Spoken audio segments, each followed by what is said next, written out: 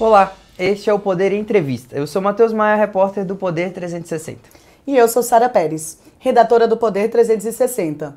Hoje vamos entrevistar Paulo Pimenta, ministro da Secretaria de Comunicação Social da Presidência da República. Paulo Pimenta tem 58 anos, é formado em Comunicação Social e Jornalismo pela Universidade Federal de Santa Maria, lá no Rio Grande do Sul. Também Pimenta foi eleito 6 vezes deputado federal pelo Rio Grande do Sul e atualmente está licenciado do cargo para ser ministro do presidente Luiz Inácio Lula da Silva. Ministro, muito obrigada por ter recebido o nosso convite, ter vindo. Obrigada também a todos os web espectadores que assistem a este programa. Essa entrevista é realizada ao vivo no estúdio do Poder 360, em Brasília, em 6 de fevereiro de 2024. Para ficar sempre bem informado, inscreva-se no canal do Poder 360, ative as notificações e não perca nenhuma informação relevante. Ministro, novamente, muito obrigada, bem-vindo. Muito bom, gente. Quero aqui cumprimentar a Sara, cumprimentar o Matheus, a todos e todas que nos acompanham e dizer que para mim é um prazer poder estar aqui nos estúdios do Poder 360. A Sara Pérez e o Matheus Maia são dois profissionais que a gente tem um enorme respeito e para mim é uma alegria poder estar aqui sendo entrevistado por vocês. Muito obrigada, ministro. E a gente começa querendo saber um pouquinho sobre a rotina do presidente. Como são feitas as atualizações diárias, do que acontece no Brasil, também no mundo. Como é esse dia a dia com o presidente Lula? O presidente é uma pessoa que gosta e precisa sempre estar muito bem informado, né? Então o presidente recebe um informe diário, que envolve a mídia nacional, a mídia internacional e também um informe das redes, né? E esse é um informe que ele sempre recebeu, mesmo quando ele não era presidente, ele já tinha essa dinâmica. Naturalmente que agora ele também é mais completo, porque pega um conjunto de outros aspectos que não diz respeito só à agenda do presidente, né? Mas a agenda do país, a agenda do governo e a agenda do mundo. Na medida que há necessidade, durante o dia, havendo algum fato relevante que o presidente precisa ser informado, ele é informado e esse é um trabalho que é feito diariamente, inclusive sábados, domingos, feriados, a dinâmica é a mesma. Agora, ministro, qual que é a relação do presidente Lula? A gente sabe que ele tem 78 anos, que ele não é muito ligado em celular, não anda com o celular para cima e para baixo, mas como que é a relação dele com as redes sociais? Ele sabe o que vocês publicam, ele acompanha, fica vendo, ele opina sobre algum tweet, algum post de vocês? Matheus, é muito difícil, né? Eu, por exemplo, imagina, na SECOM, nós temos inúmeras redes, né? Você tem a rede do governo, a rede do Planalto, a rede da SECOM, e aí cada uma delas, você tem o Twitter, você tem o Facebook, você tem o Instagram, você tem o YouTube, tem o TikTok, tem o Quai. Então são dezenas de redes, né? E naturalmente que é impossível, inclusive, que eu possa acompanhar em tempo real cada publicação, cada postagem, cada repercussão de cada postagem. E da mesma forma o presidente, né? Quando tem um assunto de maior relevância, um assunto ganha uma maior relevância, naturalmente ele também é informado e opina, dá ideias. Mas é impossível assim a gente imaginar que o presidente possa ter um acompanhamento, né, em tempo real, de forma cotidiana, de tudo aquilo que a gente faz e que a gente posta, né? Sim. E a gente também sabe que a primeira-dama, a Janja, ela também muitas vezes produz conteúdos para as redes sociais, tanto dela quanto do presidente.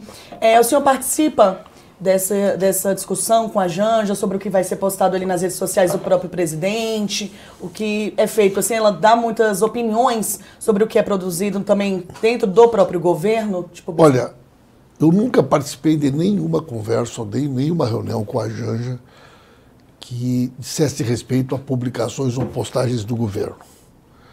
Da mesma forma, eu nunca participei de nenhuma conversa, nenhuma discussão com a Janja sobre postagens que são feitas nas suas redes pessoais. Ela tem uma rede boa, ela é uma pessoa que a opinião dela sempre repercute, né? E, naturalmente, a gente trata de temas que muitas vezes são muito semelhantes, são muito parecidos, né? E a Janja, ela ajuda muito, né? Porque ela tem uma capacidade de repercutir com as suas opiniões ou com as suas iniciativas temas que muitas vezes são complementares às ações do governo, né, a iniciativas do governo. E como ela é uma pessoa muito bem informada, isso também faz com que, nesse contato diário com o presidente, né, muitas vezes ela também ajude nessa informação cotidiana. Né? O presidente gosta de acompanhar as coisas e, evidentemente, que a Janja tem, né, tem muitas vezes a oportunidade de ser aquela pessoa que está próxima, que está ao lado dele, e às vezes a pessoa que pela primeira vez aborda um tema. E a partir desse contato, o presidente toma iniciativa, liga para um ministro, liga para outro, busca mais informações a respeito de um determinado fato. Mas, por exemplo, uma postagem que a Janja queira fazer no Instagram dela, no Twitter dela, não sei o que, não passa pelo senhor. O senhor já foi surpreendido alguma vez por alguma postagem? Não passa pela SECOM, não passa por nenhuma estrutura, não tem nenhum vínculo que envolva. Mas vocês discutem alguma estratégia de publicidade? Ah, vamos fazer uma coisa conjunta? Ou ela opina na questão também das publicidades do próprio governo? No início dizia-se que ela tinha, né, essa possibilidade de participação, evidente de trazer informações. Que ela tem essa possibilidade, mas ela nunca participou de nenhuma reunião que tivesse por objetivo discutir uma estratégia, um conteúdo, ou nunca... E tem uma distância necessária e que ela é muito bem respeitada nesse aspecto. Né? Então, a Janja, ela sabe a importância da opinião dela, o peso da opinião dela, mas ela tem esse cuidado, né, da gente saber até onde é a voz dela, até onde é a voz do presidente e aonde, né, que são as redes institucionais do governo, que são aquelas que a gente cuida, que a gente é responsável. Né? Entendi.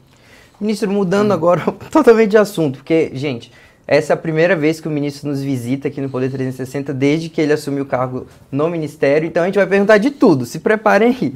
A minha pergunta agora, ministro, é sobre TV Brasil Internacional. Eu queria saber quando que ela de fato vai entrar no ar, qual que será o foco da programação, vai ser destinada para alguém, quanto vocês pretendem investir nisso, vai ter um investimento da SECOM, vai ser só a EBC, como que está essa história? Olha, a EBC Internacional, ela já chegou a ter o sinal presente em 65 países. Nós tínhamos uma cobertura grande na Europa, na África, nos Estados Unidos, nos países da América do Sul, do Caribe. Né? E o presidente Lula, ele sente muita falta de que a gente tenha um espaço no mundo que possa divulgar o Brasil. Quando a gente fala divulgar o Brasil, nós estamos falando do turismo. Vocês vejam a notícia dessa semana. Nós tivemos o maior investimento de recursos de estrangeiros de turismo da história no ano de 23. Né?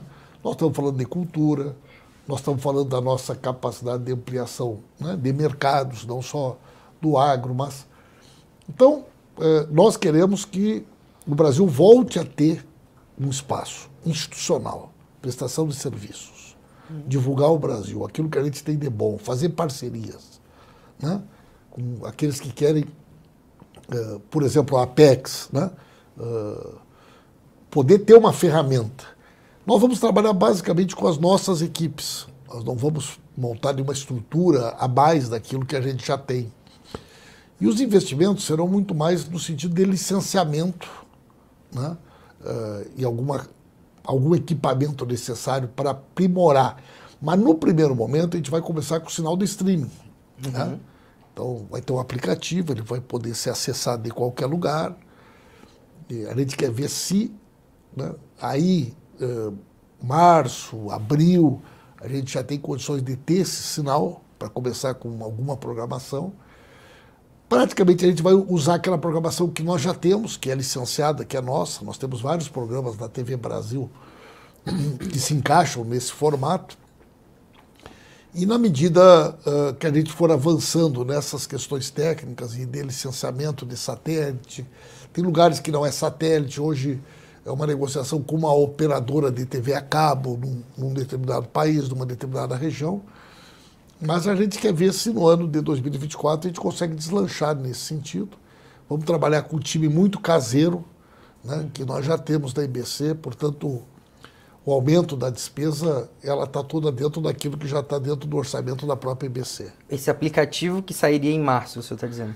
Eu não sei se o aplicativo já vai estar em março, pronto, mas vai ser a transmissão por streaming, né? Nós queremos ter um aplicativo para que as pessoas possam acessar de qualquer lugar do mundo, né? Para poder acompanhar pela internet.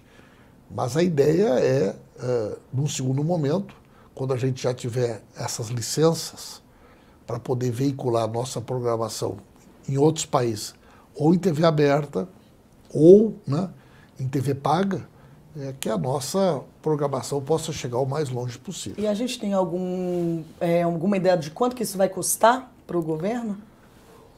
Como eu já expliquei, né, nós vamos ter um investimento que ele, do ponto de vista de pessoal, do ponto de vista de equipamento, do ponto de vista de estúdio, do ponto de vista de licenciamento de programação, praticamente não altera aquilo que nós já temos.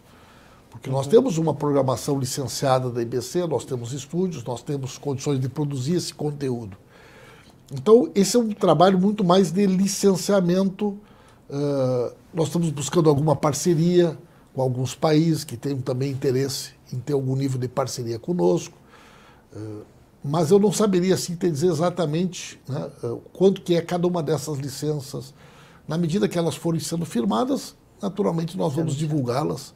Não temos nenhuma intenção de que esses números não sejam públicos e possam ser conhecidos por todos e todas. Perfeito, ministro. Agora mudando mais um pouquinho, falar sobre a aprovação aí do governo Lula, né? A primeira pesquisa do Poder Data, inclusive pedi para o pessoal do nosso estúdio para colocar, mostra que o governo Lula teve 49% de aprovação nesse primeiro ano de gestão. Esses números, apesar de serem bons, eles ainda mostram uma polarização. Na sua avaliação, ministro, por que o presidente ele ainda não conseguiu romper essa polarização que está aí no nosso país? Bom, primeiro tem dois aspectos que eu acho que eles são importantes, né?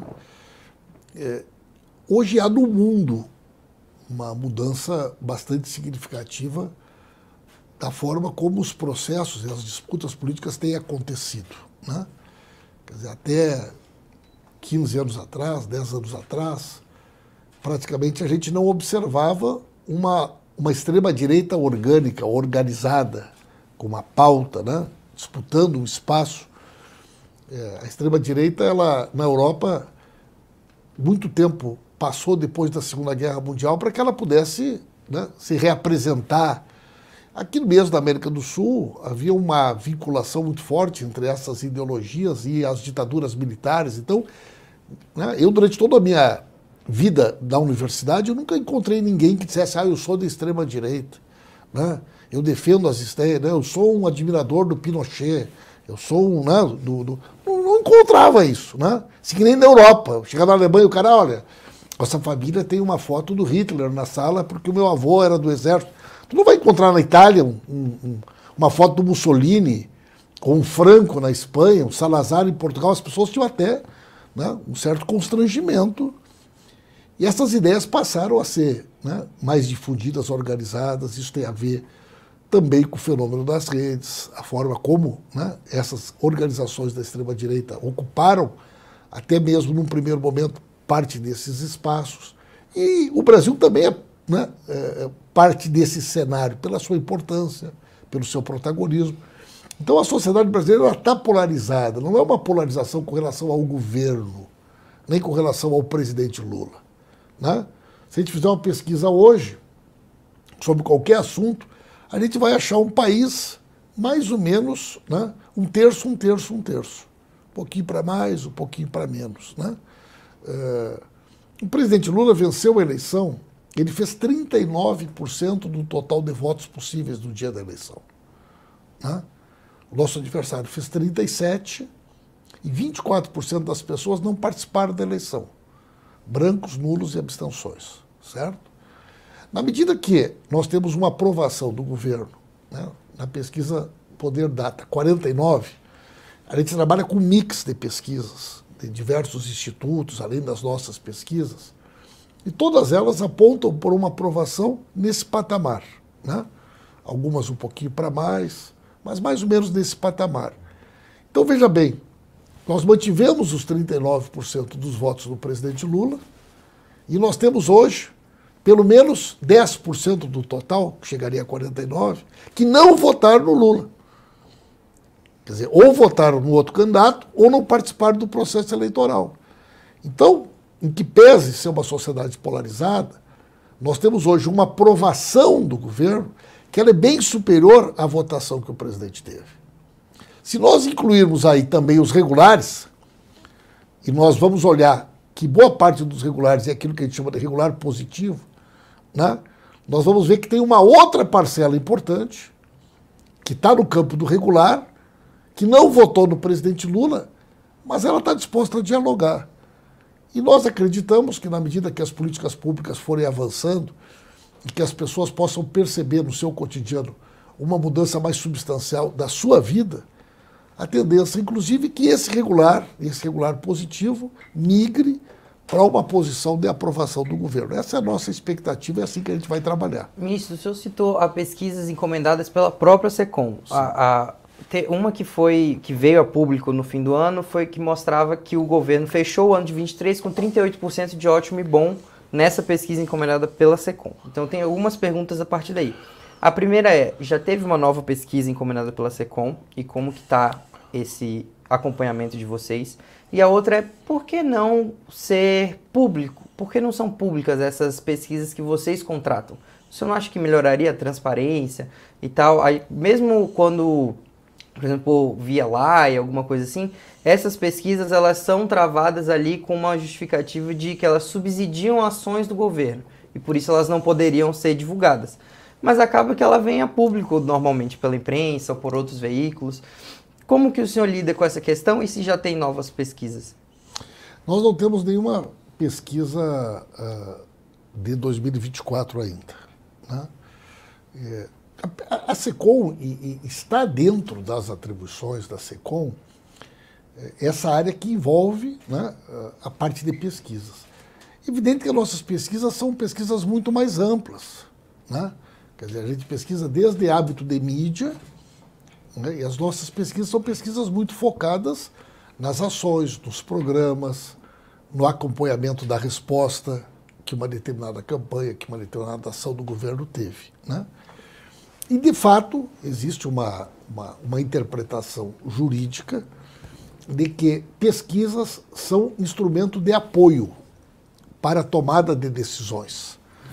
Então, os nossos formatos de pesquisa não são pesquisas feitas para divulgação externa, porque elas são pesquisas que buscam colher dados que vão ser utilizados para orientar os ministérios, para que eles possam ter mais eficiência do ponto de vista das suas ações, das suas campanhas e assim por diante, né? Como elas permanentemente estão sendo realizadas e analisadas, a própria divulgação de uma pesquisa que não foi feita com essa finalidade poderia levar, inclusive, a uma confusão de informações, né? Por conta da metodologia, da maneira que a gente trabalha, né? Mas a gente procura dar o máximo de transparência para as coisas que a gente divulga, mas nesse caso específico, né, não é só nós, há uma interpretação geral com relação a isso.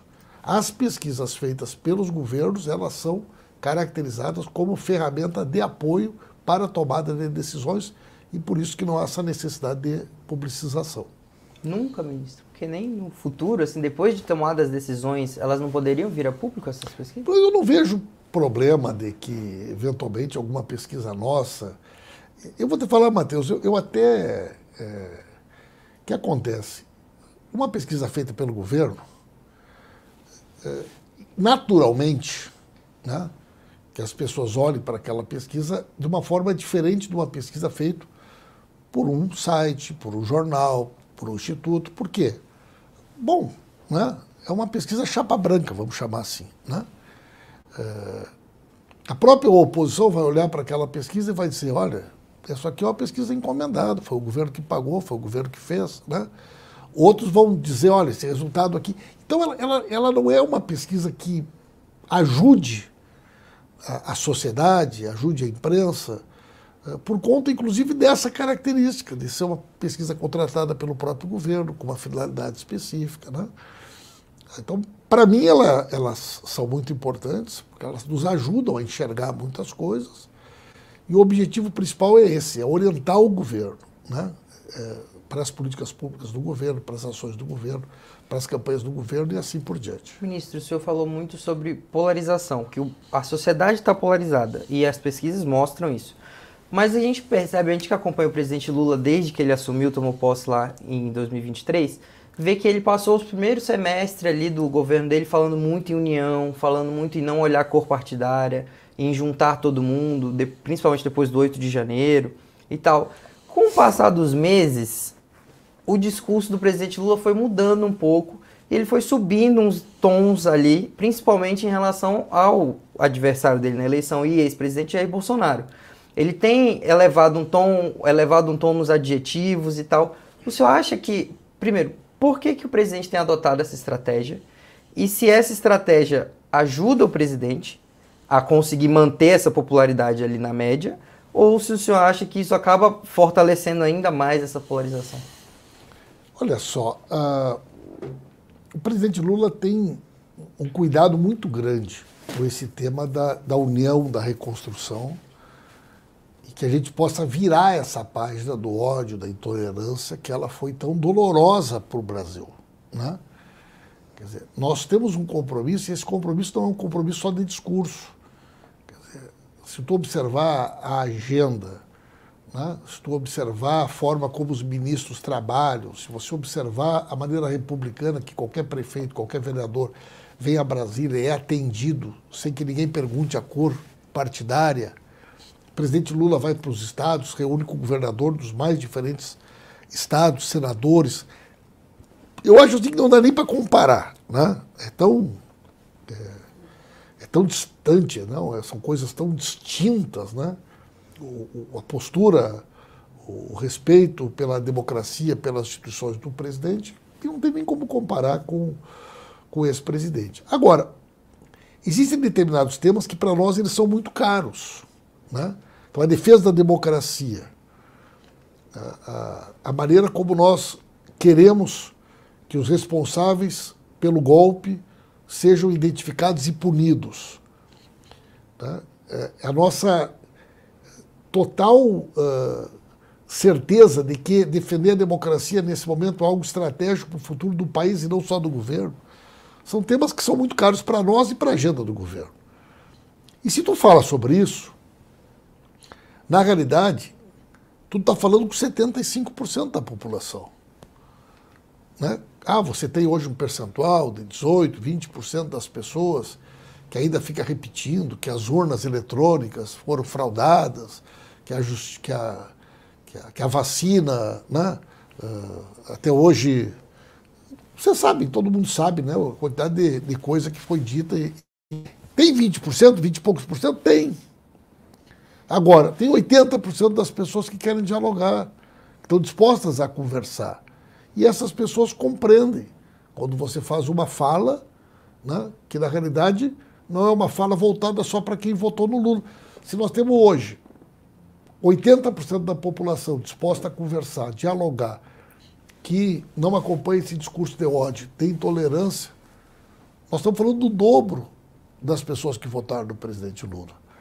Essas pessoas mais radicalizadas, aí tem dois grupos. Tem um grupo que é aquele grupo que foi manipulado mesmo, né? O cara que acreditou que a igreja dele ia ser fechada. Eu votei no outro candidato porque eu tinha certeza que o Lula ia ganhar e a nossa igreja ia fechar, e passou janeiro, não fechou, passou fevereiro, não fechou, passou março. E o cara agora está lá, não sabe direito como explicar, né? Brigou na família, brigou domingo com todo mundo porque a igreja fechou, e ele não fechou. Eu vou votar no outro candidato porque eu tenho um filho de 6 anos, tenho uma filha de 7 anos, e eu não aceito que no colégio deles tenha banheiro unissex. Que até uma coisa meio louca essa, né? Porque tem muito bar, nas casas das pessoas tem só o banheiro, né? A pessoa entra, vai no banheiro, sai, entra outra, fecha a porta, vai, e não é só porque tem um banheiro que as duas pessoas precisam frequentar o banheiro ao mesmo tempo, isso não existe em lugar nenhum.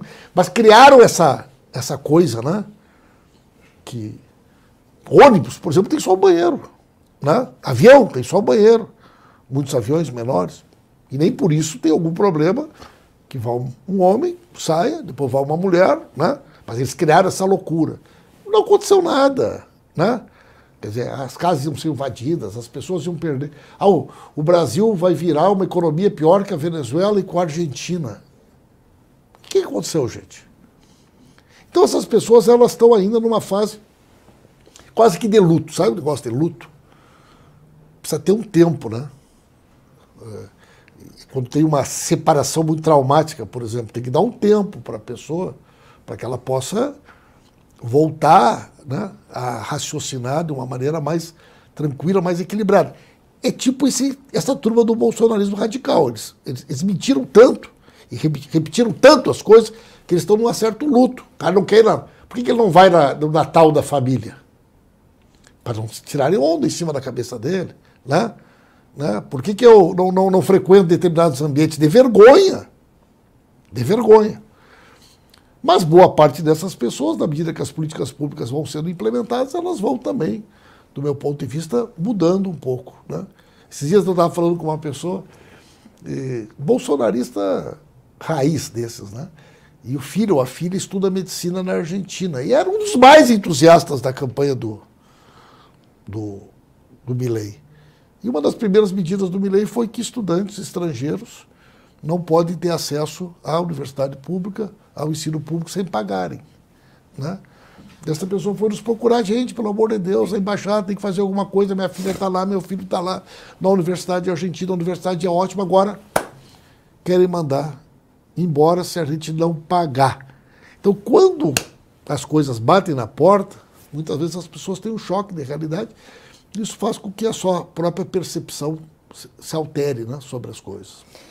Sim, ministro, igual o senhor comentou, né, que o presidente ele vem recebendo pessoas independentes da cor partidária. A gente vê isso, né? Já recebeu Tarcísio, outros governadores, enfim, que declararam apoio a Bolsonaro, mas ainda assim a gente vê momentos onde o presidente ainda tece alguns comentários, né? Chama o ex-presidente de facínora, de aquela coisa, ou de sem vergonha na cara, por exemplo.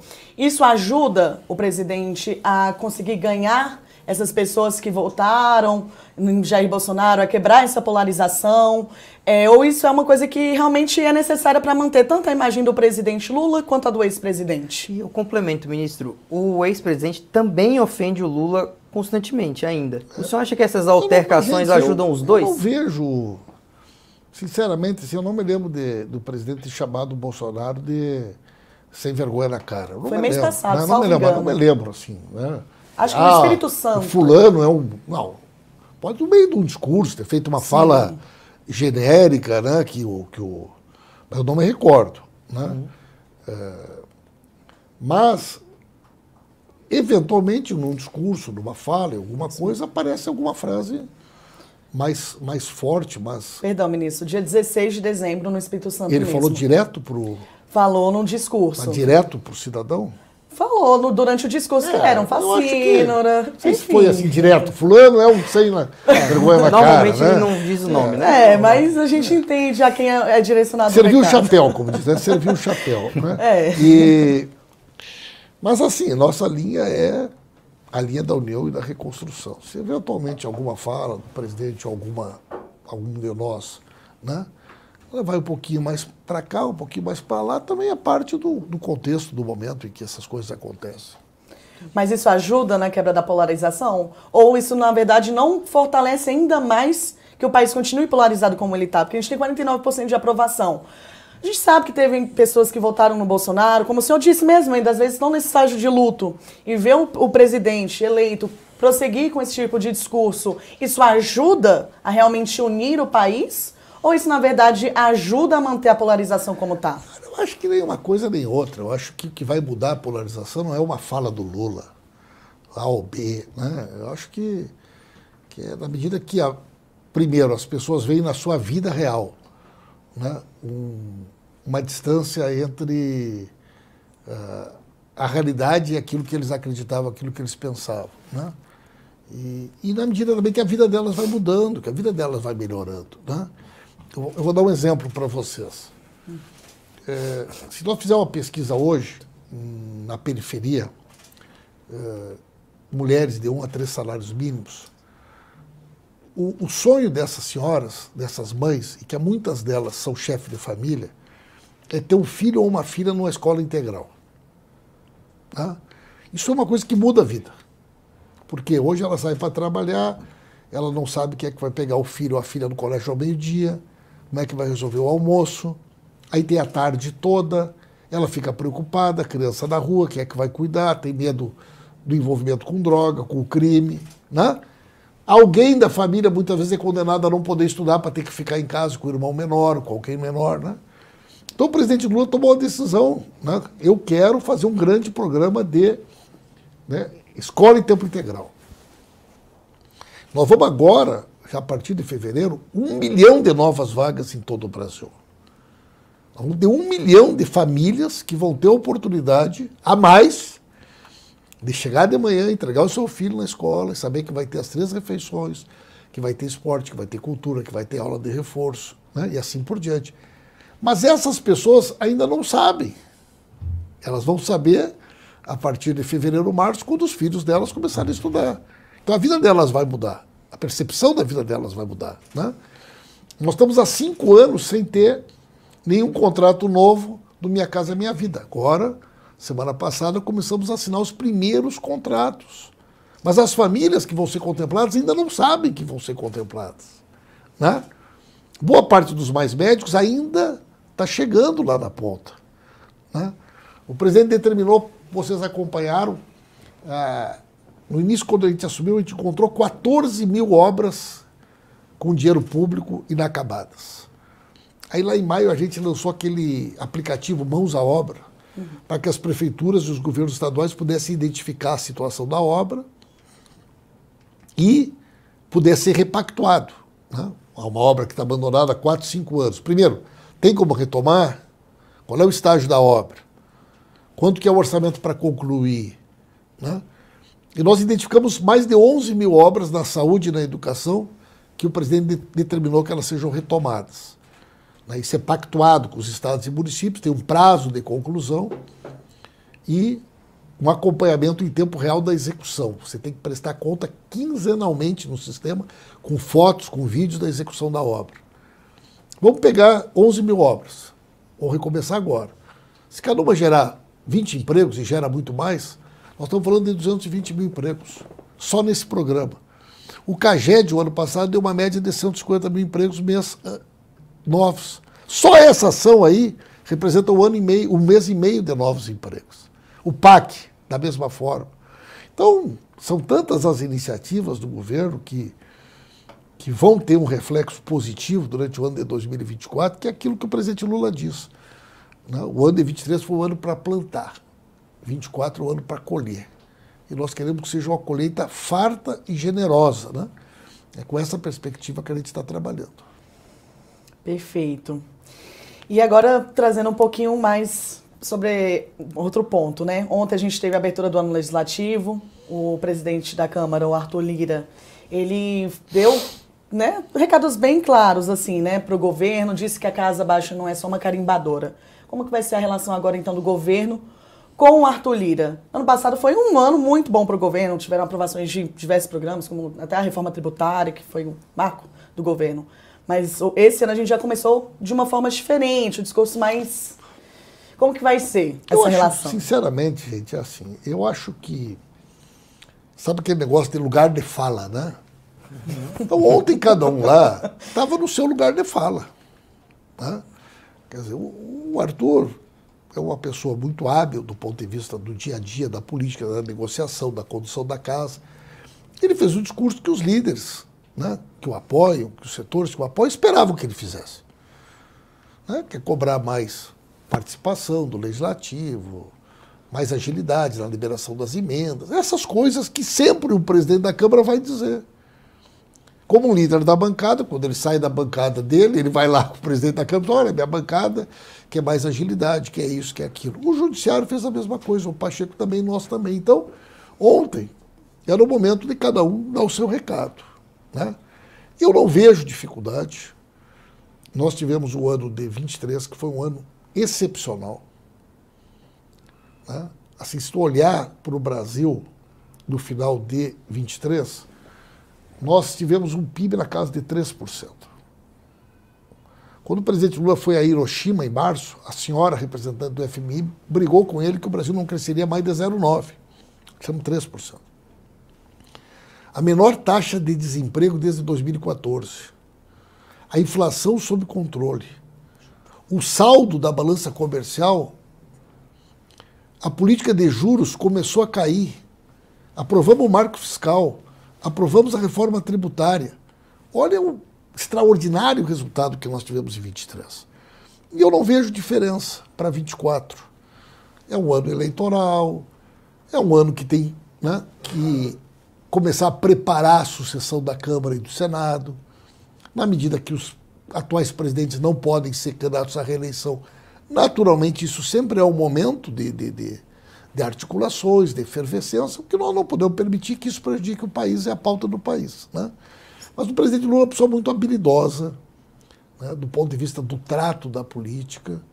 Eu não vejo, né, que a gente vai ter qualquer dificuldade. Mas a gente viu também que, por exemplo, além do Alexandre Padilha ele fazer essa comunicação ali com o Congresso, ele também vai contar agora com a ajuda da Tebet, também do Rui Costa. A relação com o governo está um pouco abalada com o Congresso, para ter também essa ajuda, ainda mais com esse discurso que a gente viu ontem do Arthur Lira. Ou está tudo bem, como a gente viu ano passado? Tem alguma coisa que tenha sido se abalou alguma coisa nessa relação? Olha só, eu também leio muitas coisas, e muitas coisas eu fico sabendo quando eu leio na imprensa, inclusive, né? Até a meu respeito, às vezes eu fico sabendo de coisas quando eu leio, né? O trabalho de articulação política, ele é um trabalho coordenado pelo ministro Alexandre Padilha, mas que ele envolve todo o governo. A ministra Simone Tebet vai ajudar? Com certeza, como ajudou. O ministro Renan Filho vai ajudar, o ministro Jader, o ministro Valdez, o ministro Silvinho, o ministro Fufuca, com certeza. Porque é da natureza da relação que se estabelece com o governo, com os partidos que compõem a base do governo, esse trabalho permanente de diálogo e de articulação. Então, é evidente que cada um de nós tem, né, uma referência numa determinada bancada, num determinado setor da sociedade. Então o ministro Padilha ele precisa, né, cada vez mais ter esse suporte, que é o suporte de todos nós, para que ele possa continuar exercendo a atividade que ele exerce, com respaldo do deputado Zé Guimarães, do senador Jacques Wagner, do senador Randolph, que são nossos porta-vozes dentro do Congresso, mas ele é um ministro muito prestigiado. Eu repito para vocês, gente, você sabe que eu fui líder da bancada e eu me orgulho muito de ter sido o único parlamentar na história do PT que foi líder mais uma vez. Eu já fui presidente da Comissão de Orçamento, né? Eu já fui muitas coisas dentro da Câmara e sei bastante como é que funciona o parlamento. Agora, o período da formação dos blocos, da escolha do presidente das comissões, né? É o período de efervescência dentro da casa. O que os líderes esperam do presidente? Que ele vá lá para falar, olha, governo, tem que nos respeitar mais, né? Ainda mais que esse ano é um ano eleitoral, é nós que estamos lá na ponta, é nós que falamos com os prefeitos, com os vereadores, nos ouçam mais. É da natureza dessa relação do parlamento com o senhor acha que o discurso do Lira foi só retórico, então? Não. Ou o senhor acha que há um problema com Padilha específico? A retórica é parte da construção do processo político.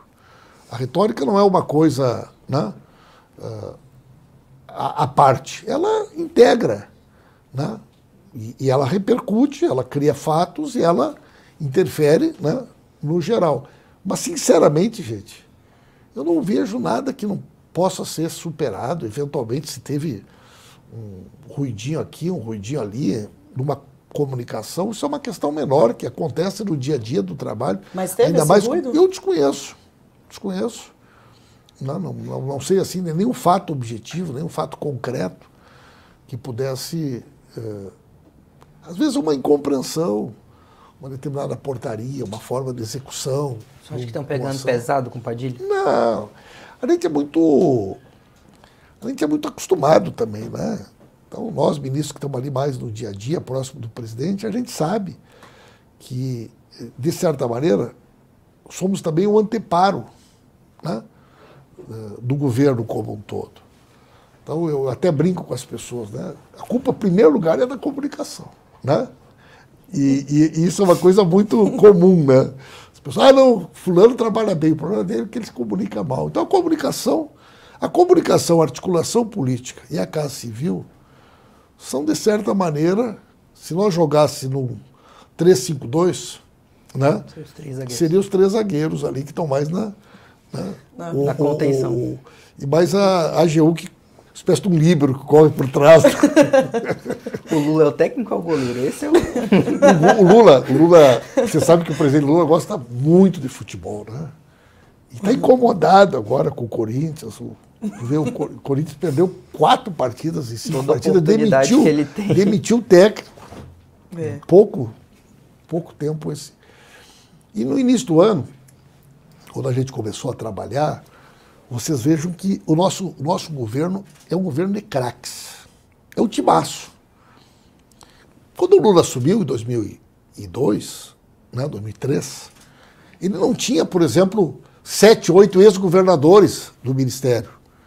Cada um com 8 anos de mandato, consagrados, com ótimos índices de avaliação e gestão, que chegaram aqui com muita força. Alguns eleitos senadores, outros fazendo seus sucessores. Você tem 4 ex-candidatos a presidente da República. Você tem o Alckmin, você tem a Marina, você tem o Haddad e você tem a Simone. 4, né? Você tem presidentes de partido com muita força, como o Lupe, como a Luciana. Você tem pessoas hoje que postam aqui até o Leonardo DiCaprio em um partido que elas falam sobre determinados temas. Estou dizendo isso para ver uma noção da repercussão internacional, da força da voz e da posição de alguns ministros. Como é que tu administra tudo isso aí? Um timão de craque. Né? E o presidente, numa reunião, ele falou, olha, gente, seguinte, aqui todo mundo é craque do time. Agora vocês foram convocados para jogar na seleção. E quando vem jogar na seleção, as pessoas têm que se adaptar a um outro esquema tático, né? A outra forma de jogar. E normalmente no Estado, é bem provável que o time jogasse para ele, para o governador. Né? Ele era o camisa 10, todo mundo jogava para ele, para fazer o gol. Agora o camisa 10 é o outro. Né? Então, não tem política de ministro, não tem política de setor, tem a política do governo. E quem é o nosso craque no nosso time? O nosso craque é o presidente Lula, o nosso camisa 13. Né? Então, montar essa estratégia também leva um tempo. Entendi. No início tinha muito ministro que batia a cabeça, né? Porque você pega um cara que foi governador há 8 anos, ele cuida de todos os assuntos do Estado. Aí ele chega aqui e ele só pode tratar da área dele. Da área dele. Ele tratava de tudo. Ele chega no Estado, tem temas que estão em outras áreas de outros ministros, ele dá uma declaração, aquilo repercute. Os ministros também precisaram ir se ajeitando, né? As suas equipes de comunicação, as suas equipes de agenda. Mas hoje o governo está muito mais equilibrado, muito mais estabilizado. Ministro, para a gente encerrar esse assunto especificamente, o Corinthians demitiu o Mano, a seleção demitiu o Diniz. O Lula vai trocar ou não vai trocar o Padilha? Não, claro que não. Pelo contrário, o ministro Padilha é um ministro prestigiado pelo presidente Ele Lula. Permanece, então. Com certeza. Mas quem decide isso não sou eu. Eu estou dando aqui a minha opinião, a minha perceptura, né? A minha percepção por tudo aquilo que eu acompanho, né? Mudando de assunto agora. Converse com o presidente. Live do presidente Lula, idealizada pelo senhor. Teve lá suas 20 e tantas edições em 2023. E a gente sabe que a audiência ficou um pouco baixa. E o senhor já, ali, até a 20ª edição, tinha 120 mil views, enfim. O senhor disse, já explicou isso várias vezes, que o senhor já foi questionado sobre isso, e explica que os algoritmos de hoje em dia não são iguais aos algoritmos que eram no governo anterior, em outros anos. Ou seja, não dá para comparar. O senhor disse, chegou até a dizer que é uma loucura comparar uma live do Bolsonaro, por exemplo, de 2019, 2020, com Lula agora em 2023, que os números não são mais. Só que aí, depois do senhor ter dito isso, o Bolsonaro fez uma live e bateu lá 500 mil visualizações no mesmo dia. Aí eu queria entender, o que fazer para aumentar as lives do presidente Lula, se tem outros players ali políticos que estão conseguindo alcançar isso, ou se isso nem é um objetivo do senhor? Matheus, veja bem, em primeiro lugar, me permite aqui uma observação que nosso YouTube não é o nosso carro-chefe da divulgação das entrevistas e das falas do presidente. Nós, hoje, o nosso principal veículo é o Instagram, do ponto de vista da divulgação. Então, se vocês pegarem e compararem o Instagram do presidente Lula, a repercussão do Instagram do presidente Lula, cada corte da conversa com o presidente, e compararem com o Bolsonaro, vocês diriam, o Lula cresceu não sei quantos mil% em cima do Bolsonaro. Mas por algum motivo, que eu não sei qual é, vocês escolhem o YouTube para comparar. Né? Por que? Não sei. Poderia ser o Instagram, poderia ser o Twitter. A comparação que vocês fazem é pelo YouTube, que é uma ferramenta, que é uma plataforma que, de fato, eles utilizam, né, há mais tempo e de alguma forma. Agora, é muito mais complexo, muito mais sofisticado e muito maior hoje você analisar isso. Segundo, se nós fizéssemos uma live, como nós já fizemos em outra oportunidade, divulgando com antecedência, as pessoas se inscrevendo, fidelizando, botando meta para vereador, para deputado, oferecendo curso, cobrando. Isso não é uma live, isso é um mercado, né? Um negócio. Então tem uma outra característica, uma outra dimensão. Agora, o nosso objetivo é, primeiro, que as pessoas conheçam as opiniões do presidente Lula sobre temas que, às vezes, não ganham na mídia a relevância e a atenção que nós queremos dar para eles. Né? Em segundo lugar, pautar, né, a agenda política do país.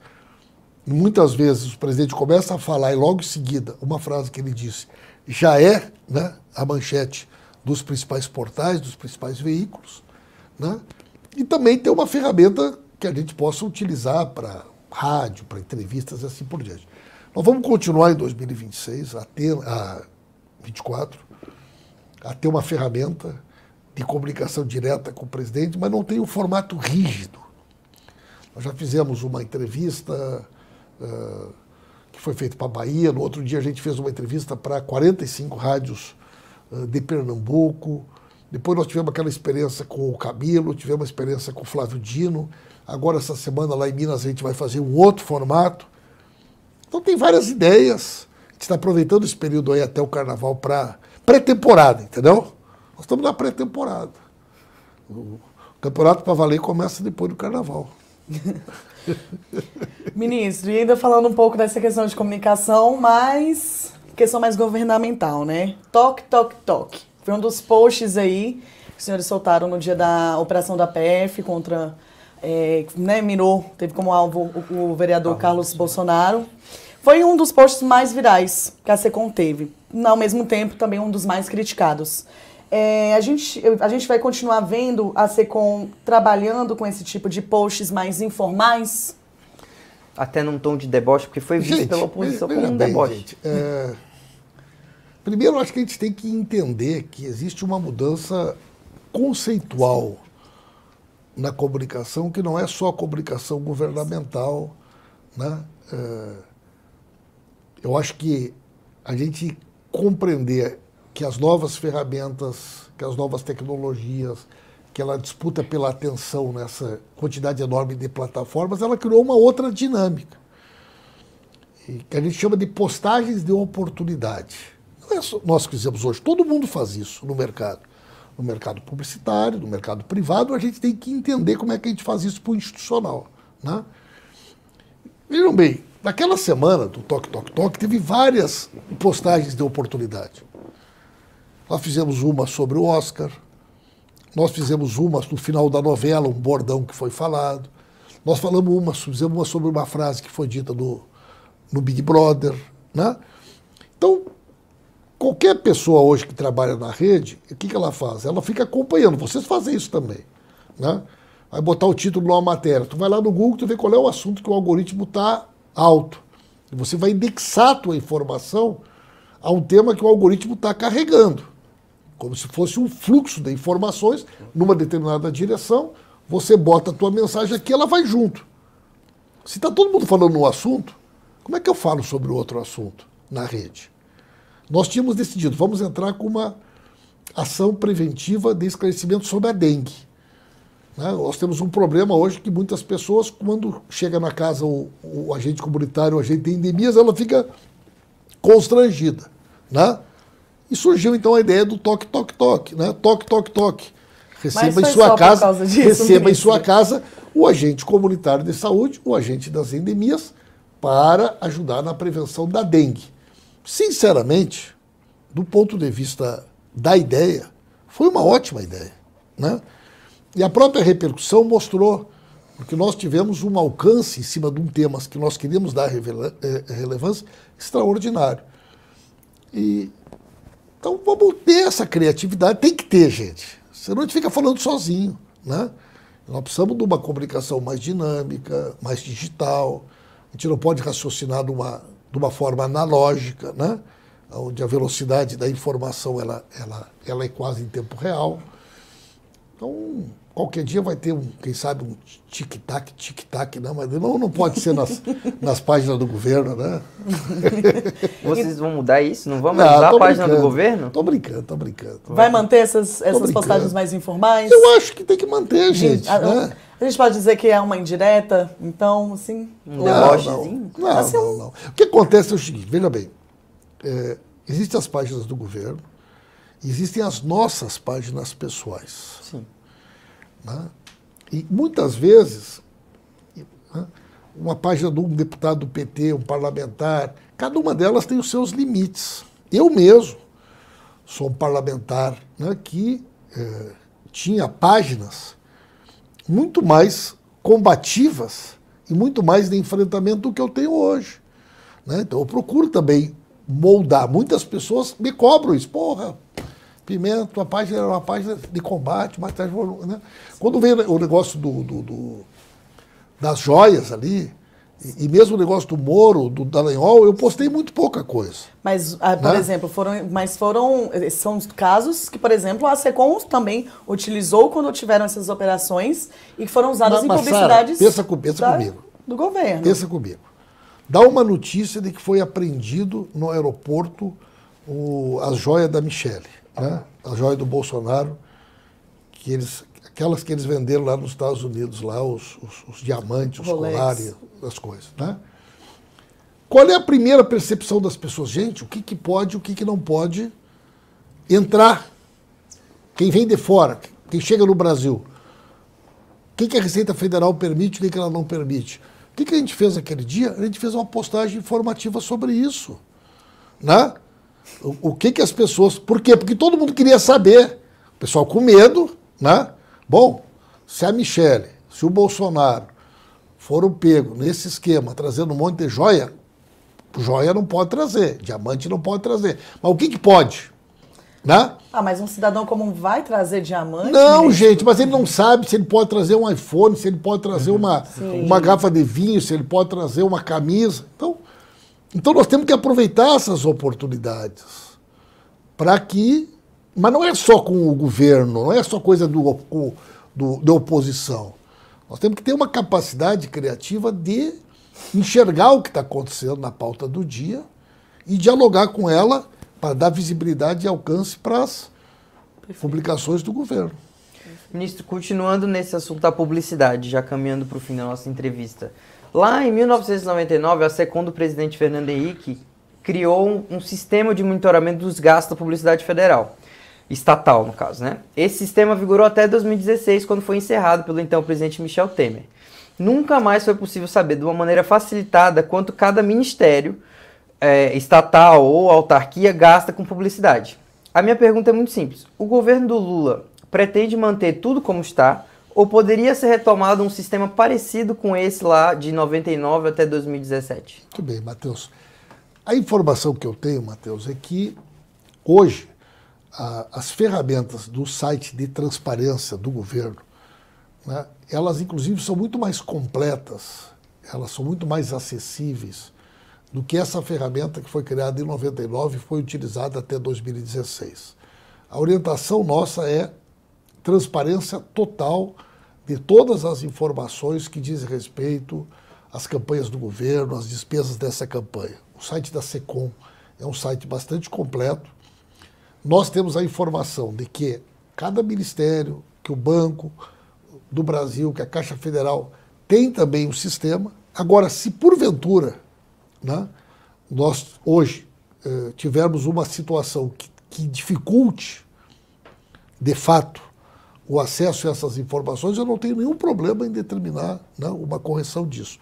Mas eu vou checar essa informação, porque eu tenho e busquei a informação de que hoje todos esses dados estão disponíveis, né, no site do Ministério da Saúde, do Banco do Brasil e assim por diante. Mas eu até peço para vocês que vocês possam, de fato, né, conversar com a nossa área técnica. Se eventualmente nós tivermos alguma dificuldade, nós vamos determinar algum tipo de iniciativa que garanta o pleno acesso a todas essas informações. Só para explicar para os nossos web espectadores agora, é que a SECOM tem um site, de fato, muito completo, que permite você receber os dados de quanto cada veículo, por exemplo, quanto o Poder 360 recebeu do governo federal, da SECOM especificamente, em publicidade.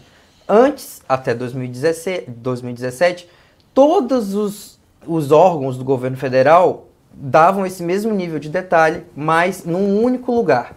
Hoje, o que o ministro nos explica agora é que cada ministério, cada autarquia, cada estatal deve cuidar da sua própria informação. Mateus, informação que eu tenho, havia um instituto privado, custeado pelas próprias empresas, que fazia essa, digamos assim, esse levantamento, né, esse acompanhamento.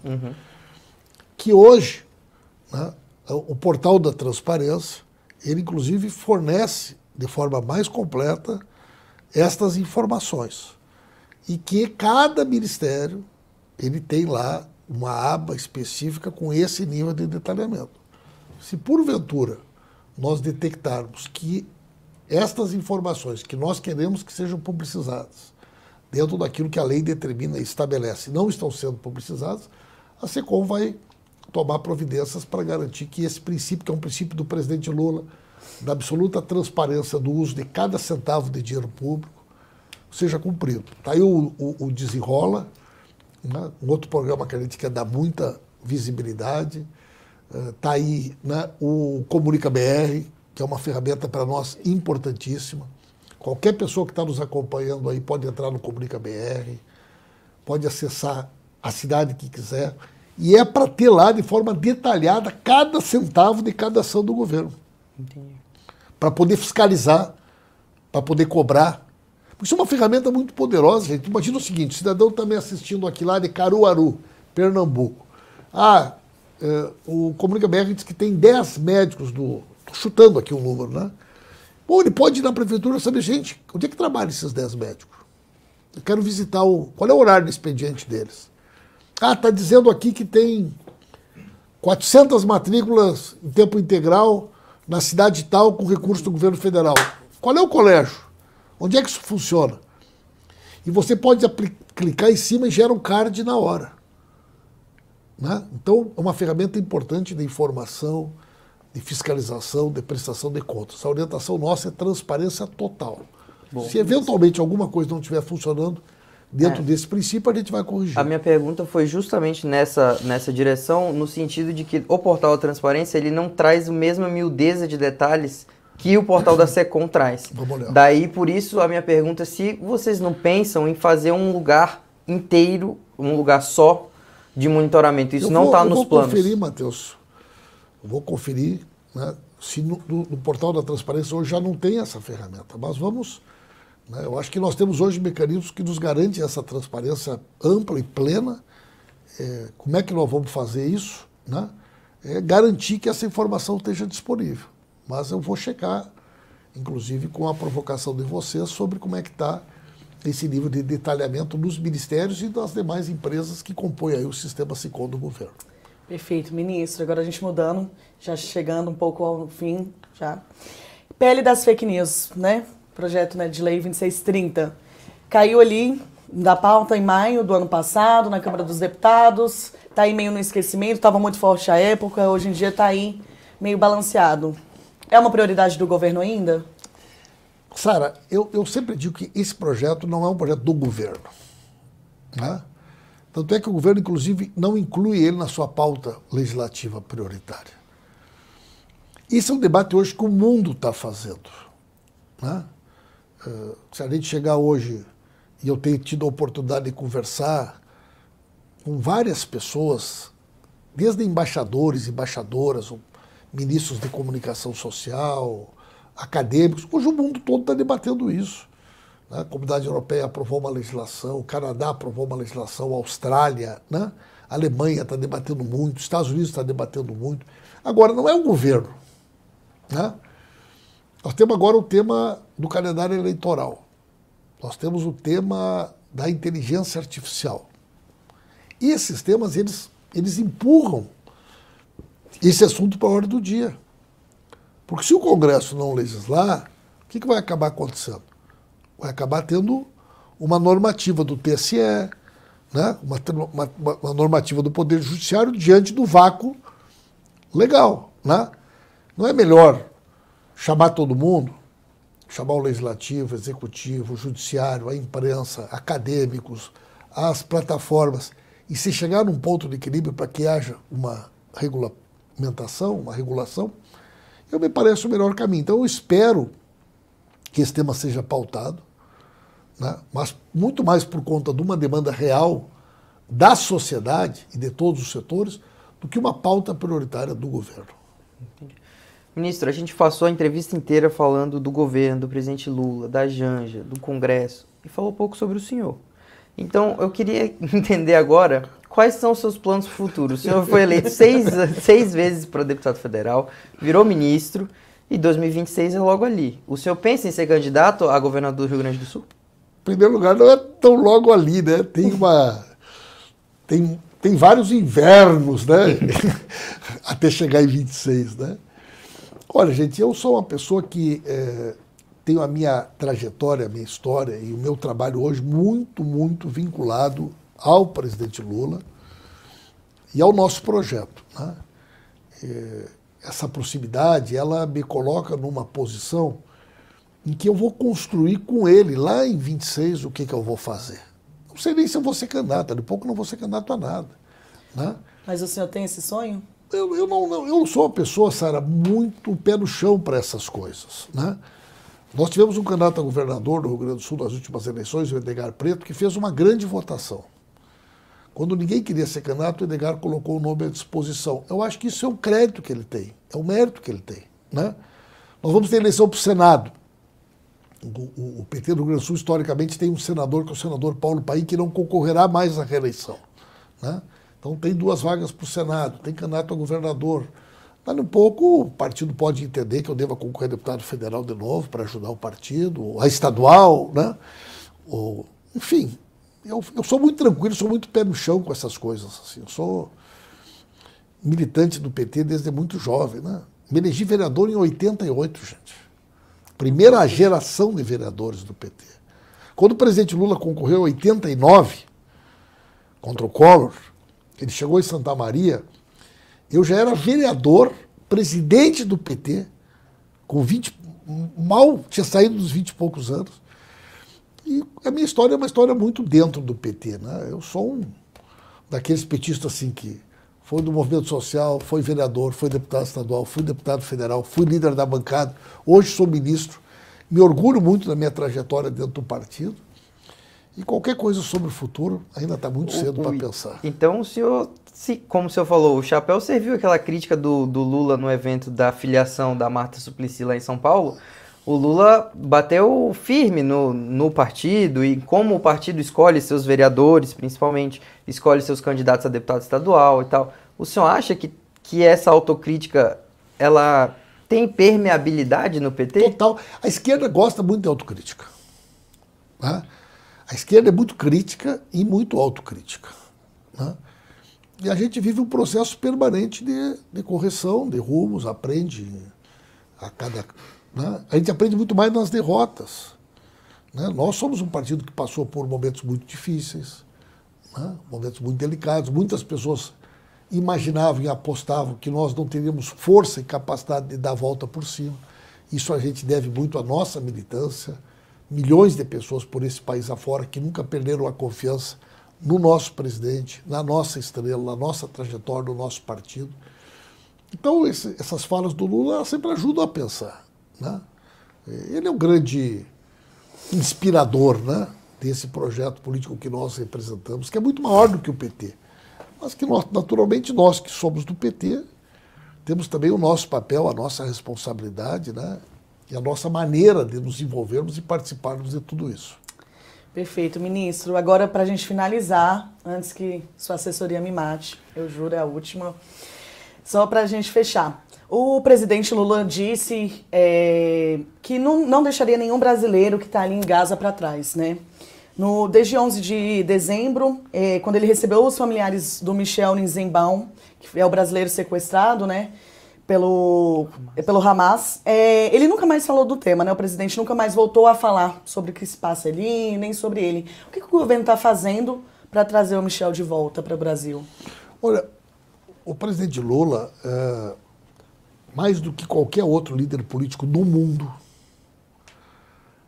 atua, trabalha e age para que a gente possa conquistar um ambiente de paz na região do conflito, na região da guerra.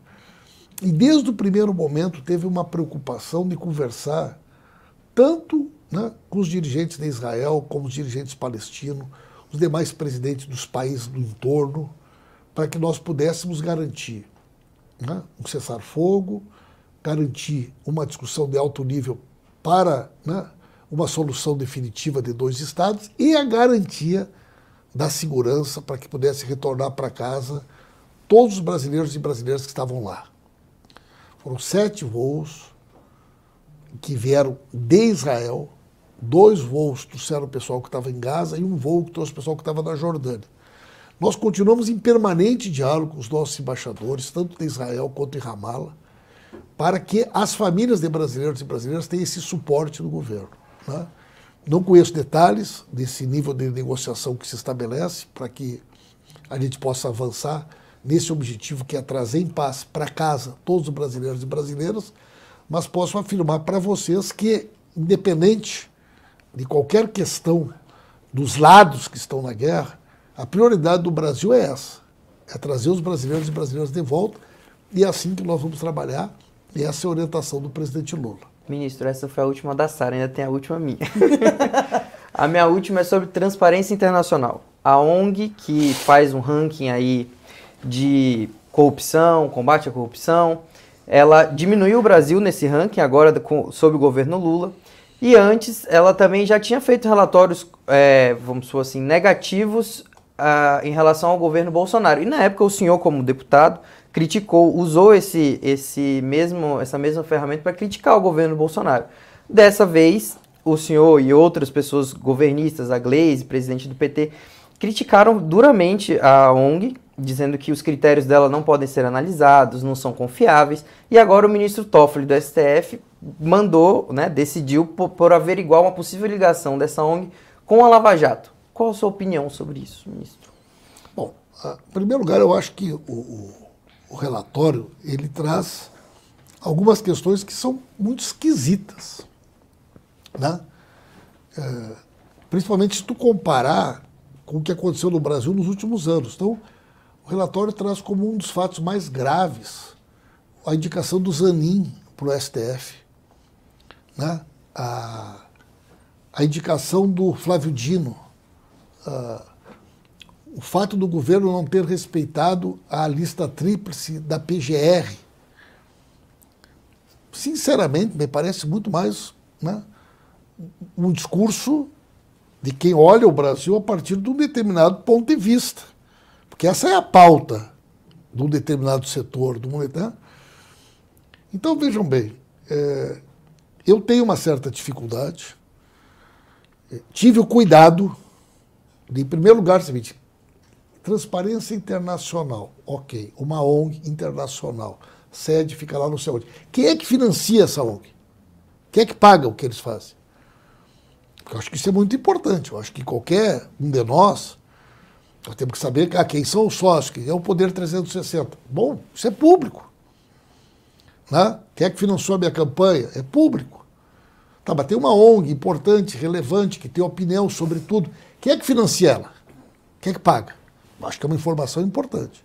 Segundo, Uma ONG que tem essa característica, nós encontramos 32 postagens no episódio que envolveu a Dilma e o Lula em 2018.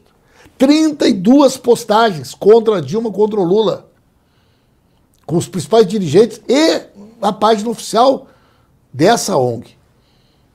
Será que uma ONG que claramente optou, num momento político importante do Brasil, em apoiar, né, o impeachment contra a presidente Dilma, de apoiar a prisão e a perseguição ao presidente Lula, que foram anuladas pelo STF, tem a isenção necessária para emitir esse tipo de julgamento?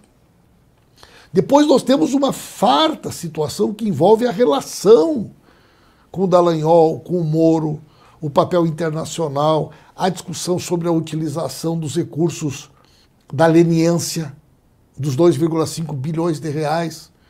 Será que uma ONG, uma instituição que reunia de forma sigilosa, com relações internacionais, que foram financiadas de fora, aí tu tem uma organização dentro de um país que senta com o Ministério Público e o Poder Judiciário para discutir a aplicação de recursos do acordo de leniência da Petrobras em Nova York, sem que a gente saiba quem é que financia essa ONG. Mas são os próprios americanos que financiam. Tem dinheiro de fora. Com que interesse? Então é tudo muito nebuloso. Então eu acho que essa investigação, e vocês que são da imprensa, são os maiores interessados, ela vai nos ajudar a jogar luzes sobre isso, né? Tomara que não tenha nada, né? Quem é que financia? Vamos descobrir quem é que financia essa gente, né? Teve relação, não teve relação, envolveu dinheiro, não envolveu, tem troca de e-mails, mensagens para combinar ações com o Dallagnol, com a Lava Jato, dentro, fora do Brasil, para fortalecer a imagem do Brasil, para fortalecer a Petrobras, para dificultar a Petrobras. Né? Ministro, eu estou louco para ver o resultado dessa investigação. Ministro, então o que mudou da época que o senhor usava Eu não tinha todas essas informações que eu tenho hoje. Entendi. Eu não sabia que eles tinham toda essa vinculação. Eu não conhecia esses detalhes, que só foram revelados depois que veio a público, né, aquele processo todo, né, do Telegram, das conversas, do Dallagnol, dos filhos do Januário, né, daquela relação de proximidade entre o Poder Judiciário e o Ministério Público, que envolveu, né, aquela cumplicidade do Moro com o Dallagnol. Né, e ali que apareceu a Transparência Internacional, ali que a gente ficou sabendo que eles tinham esse nível de intimidade, né, de proximidade com o Dallagnol e com os procuradores da Lava Jato. Entendi. Perfeito, ministro. Chega ao final esta edição do Poder Entrevista. Em nome do Jornal Digital Poder 360, eu agradeço ao ministro Paulo Pimenta. Muito obrigada por... Eu que agradeço, eu gostei muito aí da entrevista. Fiquei o convite para o senhor vir mais vezes, ficaram muitas perguntas de fora, então fiquei o convite para o senhor voltar. Obrigada, Muito ministro. obrigado. Eu também agradeço a todos os web espectadores que assistiram a este programa. Só lembrando que essa entrevista foi realizada ao vivo no estúdio do Poder 360 em Brasília, no dia 6 de fevereiro de 2024. Para ficar sempre bem informado, inscreva-se no canal do Poder 360, ative as notificações e não perca nenhuma informação relevante. Muito obrigado e até a próxima. Poder Monitor, a ferramenta mais completa para monitorar os 3 poderes. Acesse agora poder.cc/monitor e ganhe 30 dias grátis.